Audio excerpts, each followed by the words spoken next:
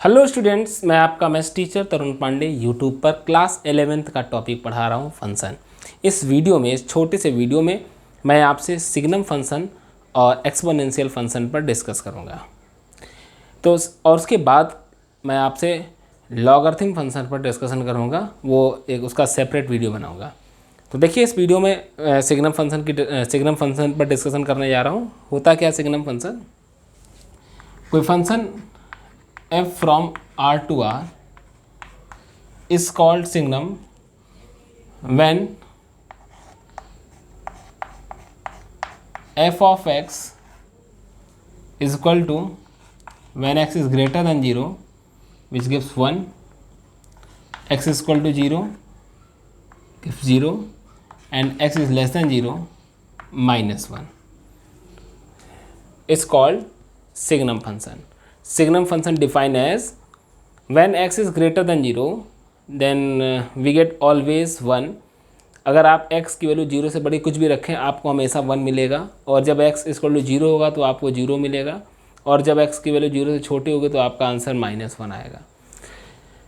कहने मतलब ये है कि इसका जो डोमेन है वो ऑल रियल नंबर है और उसकी जो रेंज है वो 1, 0 और -1 है। इसका अगर हम ग्राफ बनाना चाहें तो इस तरीके से इसका ग्राफ बना सकते हैं। ये हमारा x एक्सिस है, ये हमारा y एक्सिस है,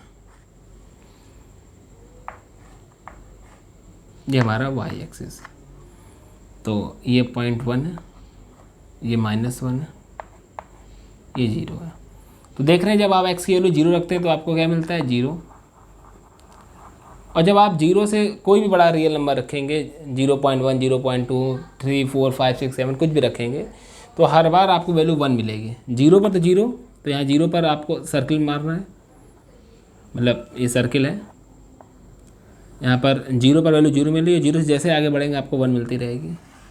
इस तरीके से आपको 0 से बड़ी रखेंगे तो वैल्यू 1 मिलेगी, और 0 से छोटी वैल्यू रखेंगे तो आपका रिजल्ट -1 आएगा। यानी 0 पर तो 0 मिल रहा है तो यहाँ पर हमने सर्किल मार दिया, यहाँ -1 लिख दे रहे हैं, और 0 छोटा जब भी आप रखेंगे तो आपको हमेशा -1 मिलेगा। करेक्ट है? तो ये आपका सिग्नम फंक्शन का ग्राफ हो गया। इसमें कोई प्रॉब्लम नहीं होनी चाहिए स्टूडेंट। इसके बाद हम चर्चा करते हैं आपसे एक्सपोनेंशियल फंक्शन की। तो और एक्सपोनेंशियल फंक्शन के बाद मैंने बताया आपको, मैं आपसे डिस्कस करूँगा आपसे लॉगरिथम फंक्शन। तो सिग्नम फंक्शन की रेंज आप देख रहे हैं, -1, 0 और 1 है, और डोमेन ऑल रियल नंबर है। सिग्नम फंक्शन को हम ऐसे भी लिख सकते हैं, SGN of S, signum of x। Correct है? जैसे इसको हमने fx लिखा है, इसको हम लोग सिग्नम ऑफ x भी लिख सकते हैं। मैंने हालांकि बोला भी है लेकिन मैं फिर भी लिख दे रहा हूँ यहाँ पर। इसकी जो रेंज होगी वो काउंटेबल है, और इसमें 3 एलिमेंट्स ओनली, -1, 0 और 1, ये इसका रेंज है। जैसे मान लीजिए अगर आपसे किसी ने पूछा क्वेश्चन सिग्नम 4, तो आपका जवाब क्या होगा? आपका जवाब होगा 1। कारण क्या है? सिग्नम 4 का मतलब 1 क्यों हुआ? क्योंकि x इज़ ग्रेटर देन 0 पर रिजल्ट हमेशा 1 होगा। तो 4 0 से बड़ी वैल्यू है, तो जब आप यहाँ 4 रखेंगे तो सिग्नम 4 1 देगा। जैसे कोई पूछता है आपसे सिग्नम -3, तो आपका आंसर -1 होगा, क्योंकि x की वैल्यू जब 0 से छोटी होती है तो रिजल्ट हमेशा -1 होगा। करेक्ट है? तो इस तरीके से मैंने आपको बताया कि कोई पूछे सिग्नम 4 तो 1, सिग्नम 5 वो भी 1 होगा, सिग्नम 8 1 होगा, सिग्नम -2 -1 होगा, सिग्नम 0 तो 0 होगा। तो ये मैंने ग्राफ बनाया और ये मैंने इसको डिफ़ाइन किया इस तरीके से। मुझे लगता है कोई प्रॉब्लम नहीं होनी चाहिए आप लोगों को। कई बुक्स में ऐसे भी लिखा रहता है, सिग्नम फंक्शन को इस तरीके से भी डिफाइन करते हैं। मैं लिख दे रहा हूँ यहाँ पर कि when x does not equal to 0 you can write mod of x upon x and x equal to 0, 0।